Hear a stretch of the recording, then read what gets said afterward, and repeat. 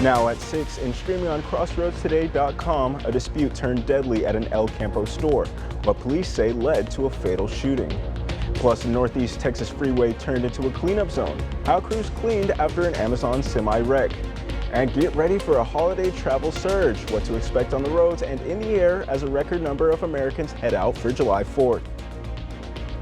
The thunderstorm activity that rolled through the area today is actually the remnants of what used to be Tropical Storm Barry, which was in northern Mexico. The storm's no longer, but the moisture, well, it's all over the place. How long will this rain last? We'll have all that coming up in a moment.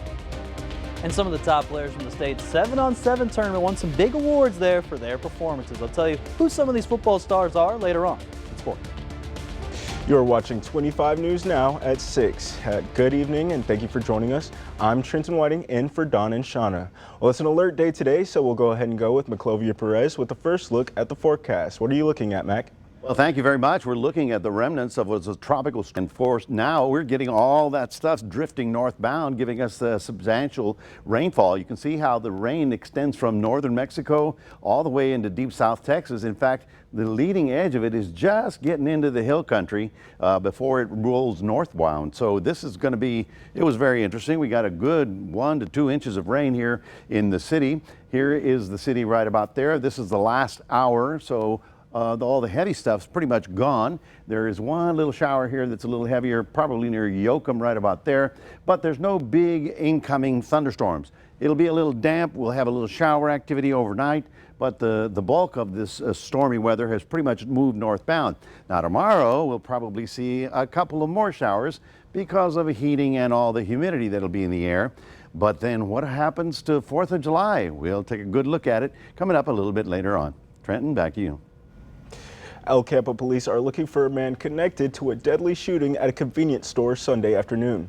Officers were called to the beverage wall on Palacios Street just after 4:20, where they found 37-year-old Nico Ray Diazis with a gunshot wound to the head. He later died in the hospital. Police say Diazis got into an argument with this man, 32-year-old Brandon Dwayne Stevens from the Rosenberg area. Stevens is now wanted for murder and is considered armed and dangerous. If you know where he is, call the El Campo Police Department. A Victoria man faces aggravated assault with a deadly weapon charges in DeWitt County. Cuero police responded to a call at a hotel located in the 3300 block of North Esplanade Street. 21-year-old Winfield Callender was involved in a dispute with 2 women when a gun was reportedly shown. When Callender tried to leave, at least one of the women was struck by Callender's vehicle as he was backing out of a parking space. 2 women were treated for minor injuries. Callender is in the DeWitt County Jail in lieu of bonds totaling $100,000.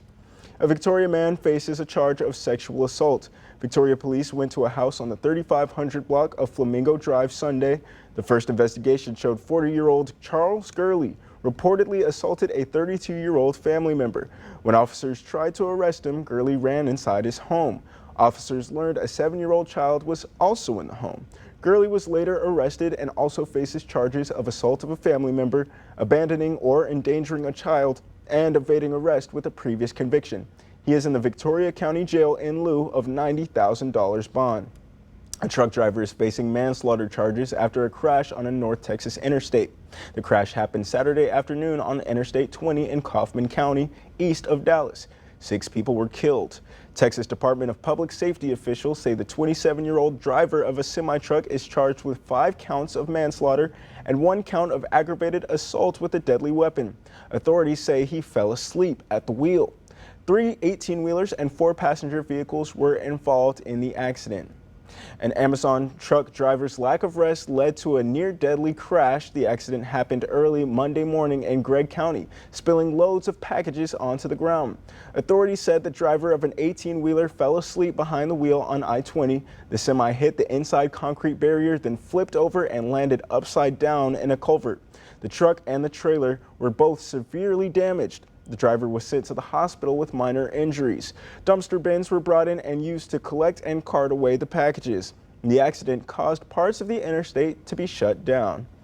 Now, rural schools feel the pinch from Trump administration cuts to mental health grants.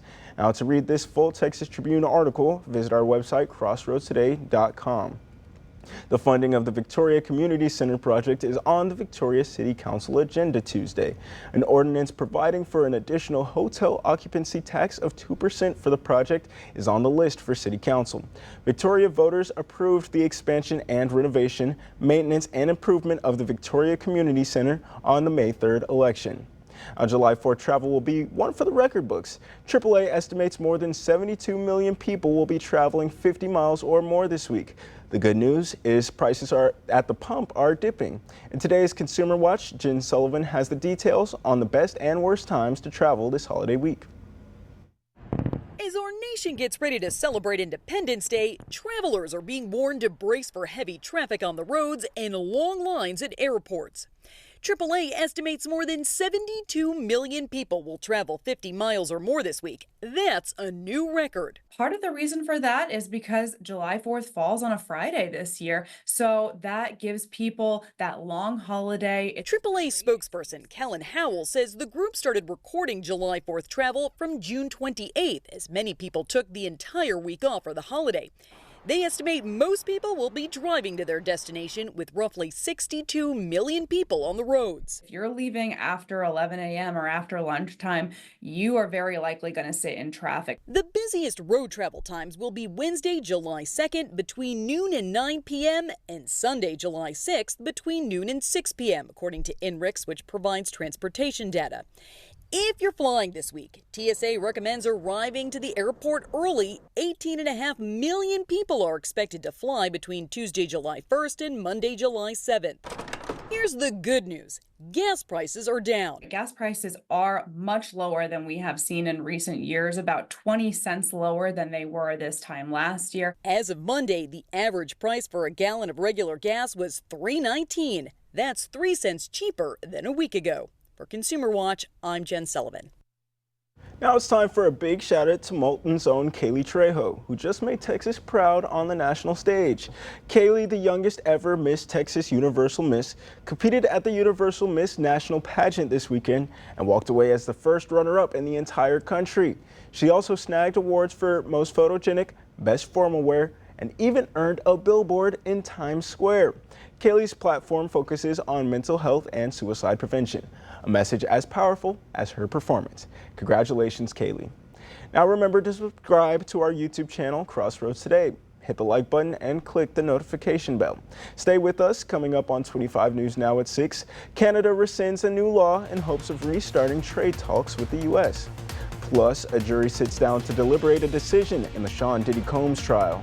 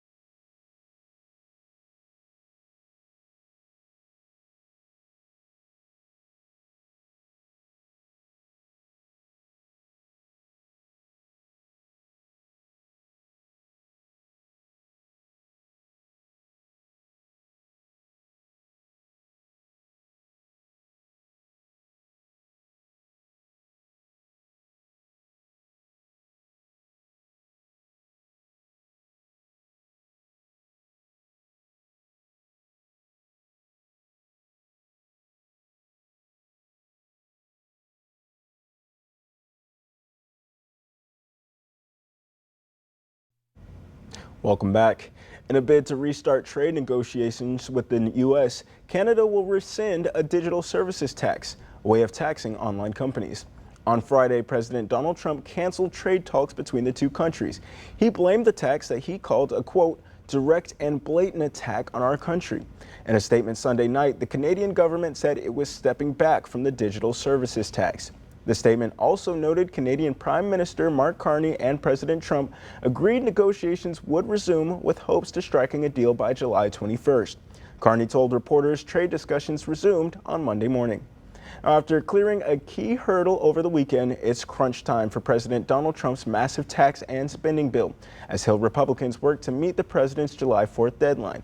Karen Kafa reports from the White House. be a marathon in the time frame of a sprint on Capitol Hill this week after Senate Republicans worked through the weekend and inched ahead on this mega bill that includes many of President Trump's domestic policy priorities. Still, there is work to be done.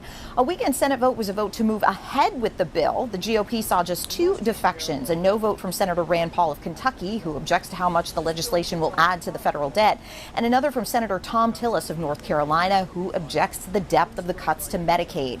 After President Trump lashed out on Tillis at social media, the North Carolina Republican said he won't run for re-election next year, hinting he'll also be a no on final passage. A scoring by the nonpartisan Congressional Budget Office underscored the concerns of both flanks of Republicans who have expressed doubt about the bill and how challenging it may be to reconcile them. The CBO said the Senate version of the bill will add $3.3 trillion to the federal deficit over the next decade, more than the House version, and drawing the attention of fiscal conservatives. And for moderates concerned about cuts to Medicaid, the CBO estimated nearly 12 million more Americans will be uninsured by 2034. Again, more than the House version. On Monday morning, the Senate kicked off what's known as a vote-a-rama, a marathon voting session where senators can offer as many amendments as they want to vote on before a final vote on the bill. And after a final vote, the Senate-approved version still needs to go back to the House for a final vote. Remember that July 4th deadline was imposed by the president, so there's no real pressing need for it to be met other than the president's insistence. At the White House, I'm Karen Caifa. That'll lead us to your viewer poll for this evening, which is, does a tight deadline help or hurt passing major bills? We've got a couple options here for you, but in the lead with 82% of our vote is it hurts careful review to push things through and have a tight deadline. I'm not going to lie to you guys. I am a bit of a procrastinator myself. So, I mean, sometimes it takes me right up to the deadline to accomplish things. I guess that's the intention here with this bill, but we still want to hear from you. So go ahead and come to crossroadstoday.com/vote to take part. We'll have the latest results at 10. President Trump is easing his tough stance on immigration, but only for migrants working on farms and in the hospitality industry. The president said his administration is working to create a temporary pass for certain workers. He explained the policy will give employers greater control. Immigrants given a temporary pass would have to pay taxes. The president said while he is tough on immigration, he also does not want to hurt farmers or people in the hotel industry. He said he realizes his current policy is a problem that needs to be fixed. The jury in Sean Diddy Combs' federal racketeering conspiracy and sex trafficking trial got underway with deliberations late Monday morning. There are 8 men and 4 women on the jury. The prosecution gave its closing arguments on Thursday and the defense on Friday. Government prosecutors also gave their final rebuttal Friday. If the 55-year-old Combs is found guilty of the most serious charges, he faces a sentence that could extend to life in prison. Combs' attorneys have argued any sex related to the case was consensual. 3 people will have to travel from Pennsylvania to Idaho to testify in the case of the man accused of killing 4 college students. Bryan Kohberger is charged in the 2022 stabbing deaths of 4 University of Idaho students. Monday, several potential defense witnesses appeared in court in Kohberger's home state of Pennsylvania. They had been subpoenaed by Kohberger's defense. A judge ruled 3 people will have to testify during the trial. They include a boxing trainer who knew Kohberger as a teenager and a childhood acquaintance.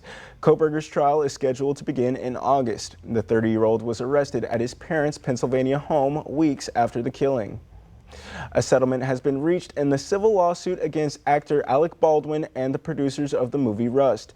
Members of the film crew filed the suit alleging negligence in the fatal shooting of the movie's cinematographer.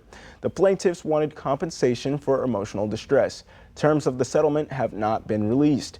Alec Baldwin was charged with manslaughter in connection with the shooting, but was cleared of the charge, while the movie's armorer was sentenced to 18 months behind bars. The film was released in theaters last month. A dramatic rescue unfolded in the waters off of South Florida Sunday. A young girl fell overboard from a Disney Cruise Line ship, and her father jumped in to save her. The rescue was captured on video. Passengers aboard the Disney Dream on its way back from the Caribbean described the moment everything stopped. All the music stopped and an announcement came on.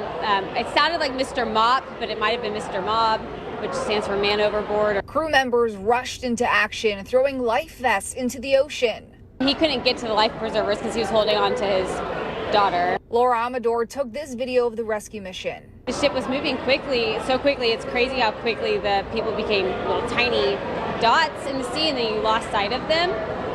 The captain slowed the ship, turned it around. It looks like it was the mother because they were escorting her across the deck. They blocked off the deck, and I just saw her crying, and I just felt for her at that moment, and I just started praying. You can hear Tracy Robinson Hughes doing exactly that in this video she shot. Oh my God, thank you, Jesus. What a dad. Oh my God, that's a dad that needs to have a hero. He's a hero. Witnesses said the two were in the water for 20 minutes. I am not a swimmer. I don't know if I could do that or not. Probably not. I would drown. And praised the man for jumping in. That was a very heroic, thing that he did. My goodness. Melanie Rickman took this video. You could tell that he was really struggling.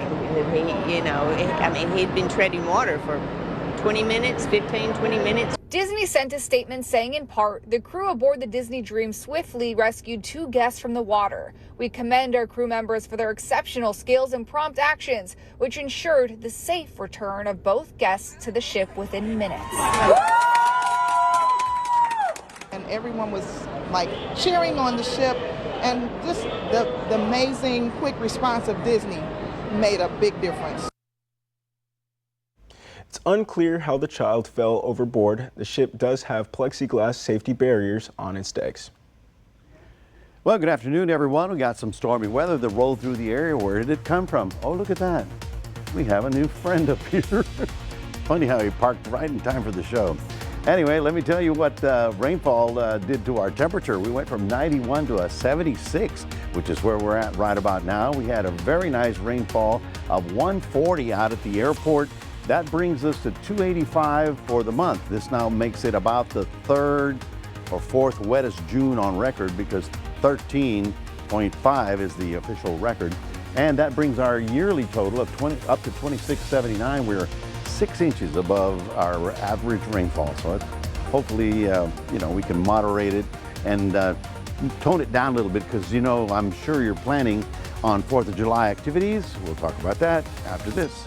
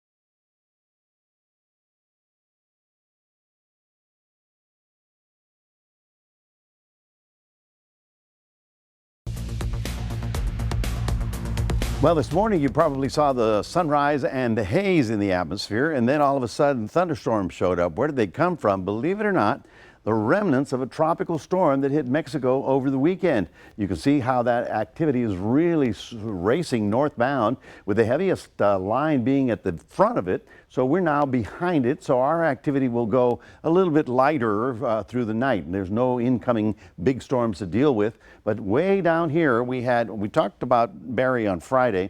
Barry was a glimmer of hope off the Yucatan.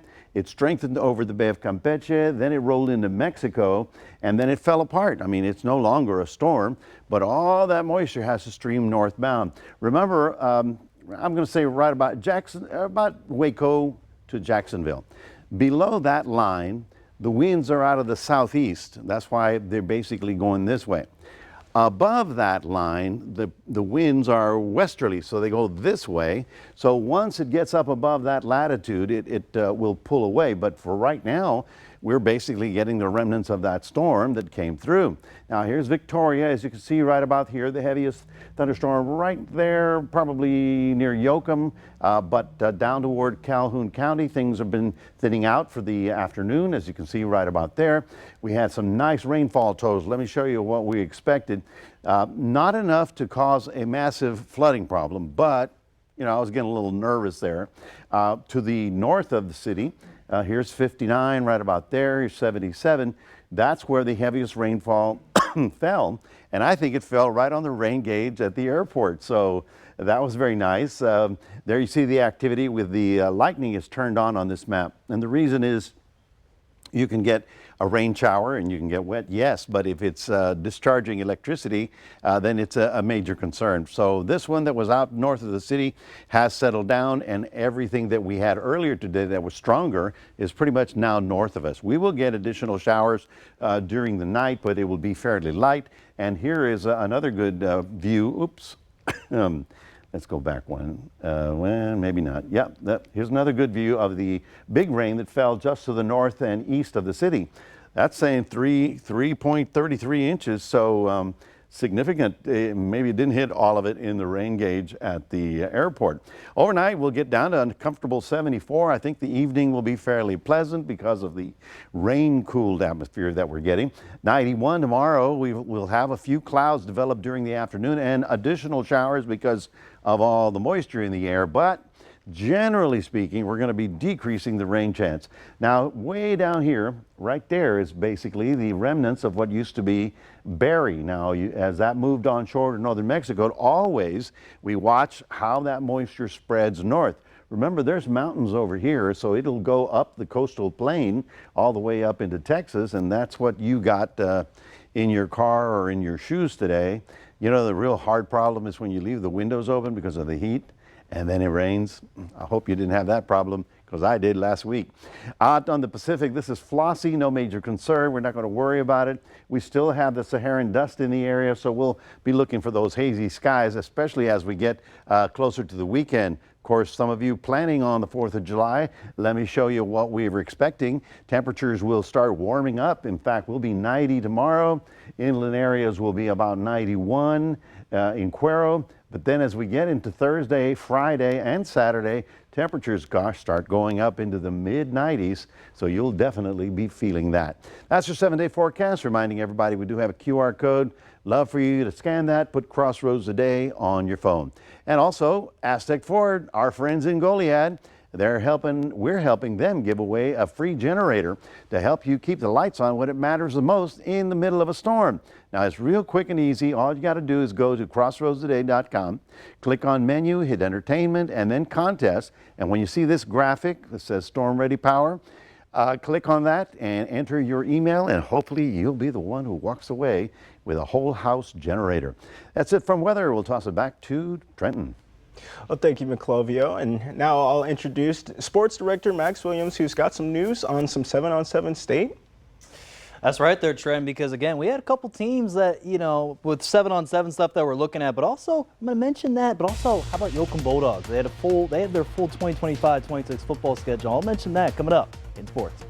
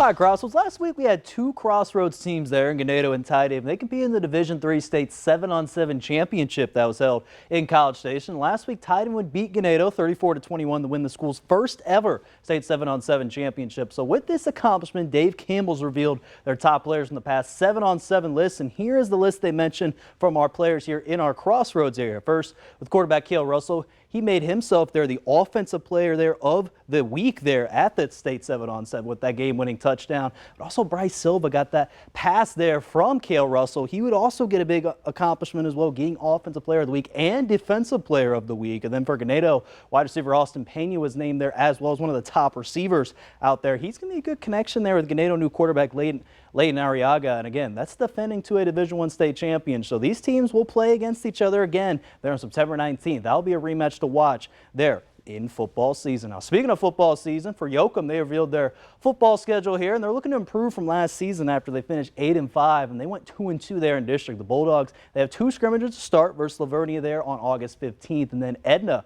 on August 21st, and they're going to open the season versus the Sand Crabs, and the game there before it start for Coach Hernser as well for the Sand Crabs. That'll be August 29th. And the next 2 weeks will be tough ones as well. They'll be home versus Industrial. They'll be at Quail this September 12th, and on October 17th, they'll be home against Columbus. Then for senior night, they're going to have there against Hallettsville. So if you want to see their full schedule there, go to crossroadstoday.com/sports. Over to some Little League action for Victoria Northeast as they won sectionals here this past Saturday, and they beat the Seguin All-Stars 5-1 to win sectionals. They're in advance to the state tournament, which will start there on July 5th. The time and place for that, though, will still be determined, and we'll give you that information when it comes out. And now over to Little League, but over to the minor girls softball, where they have three Crossroads teams that are going to compete for sectionals tomorrow night there out in Blessing, or the Tidehaven Little League Complex and Industrial Little League. They're going to battle Canyon Lake there tomorrow at 6 p.m. Then Refugio is going to battle El Campo there. That'll be at 8 p.m. So right after that game, this will be a double elimination tournament. So again, whoever can get through that, though, they'll move on as well